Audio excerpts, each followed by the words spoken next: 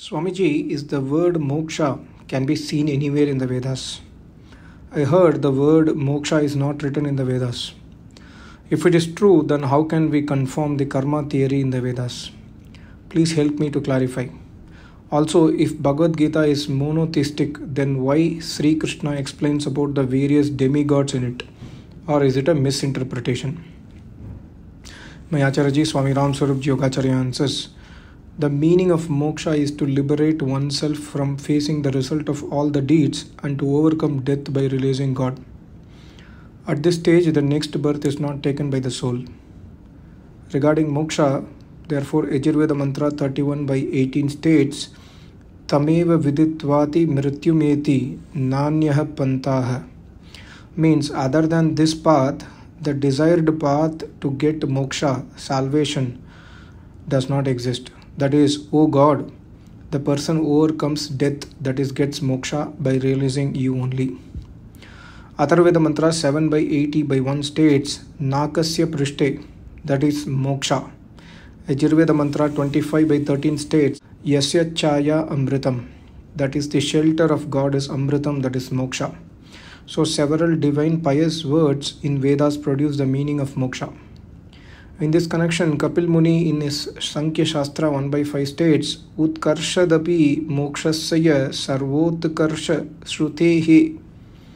That is, the divine pleasure of moksha, that is salvation, is the most supreme pleasure, and Vedas also tell about the same. So it does not make any difference that the word moksha is not mentioned in Vedas, because moksha is Hindi word and worldly Sanskrit, whereas the Vedas have divine Sanskrit words which emanate directly from Almighty God. So Vedas contain only divine Sanskrit words like Nakhe, Amritam, Mrityum, Atitarani, etc. etc. When the said words will be uttered in a worldly Sanskrit or Hindi, their meaning will be moksha. For example, the word pani does not exist in the divine Vedas. In Vedas, it is apaha word whose meaning is pani in Hindi. Yogeshwar Sri Krishna Maharaj has never stated about demigods. In this regards, I paste my article. People are ignorant because nowadays mostly saints are not spreading the eternal knowledge of Vedas, please. Vedas tell to worship only one God who is formless, almighty, who creates, nurses and destroys this universe. God is eternal, and there is, was and shall be no God except the eternal one who is the only creator. Atharvaveda Mantra 4/11/7 states, when a yogi, after deep study of Vedas and hard practice of Ashtanga Yoga, performing yajna etc., realizes Almighty God, he becomes equivalent to God but not God. That yogi can't create, nurse and destroys this universe. God never takes birth and never faces the result of the deeds, whereas every yogi takes birth and faces the result of his previous life's deeds before attaining salvation. So millions of facts about the form of God along with unlimited qualities and divine deeds etc. have been briefed by God himself in the Vedas, which the public does not listen from the ordinary saints who are against the Vedas, and hence the illusion has spread along with problems, tensions, blind faith, sickness, corruption, unlimited diseases and sorrows in the public. I have written Srimad Bhagavad Gita Ek Vedic Rahasya, which I would advise if you desire to order and read the same. The book is written in Hindi.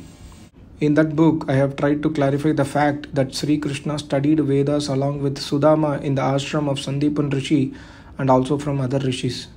Then he became Yogeshwar. Secondly, Bhagavad Gita is an extract of Bhishma Parva of Mahabharata written by Vyas Muni. So, the knowledge of Bhagavad Gita is completely based on Vedas knowledge which Sri Krishna Maharaj studied. When there is not a single Ved mantra about avatar or reincarnation in the Vedas, then how can Sri Krishna Maharaj declare himself as avatar? He has not mentioned the same in Bhagavad Gita, but the fact is understood only when either Bhagavad Gita is listened from a learned Acharya of Vedas who has also practiced Ashtanga Yoga, or the Vedic comments of the above quoted yogi on Bhagavad Gita are read. Otherwise, one can go ahead with his own belief.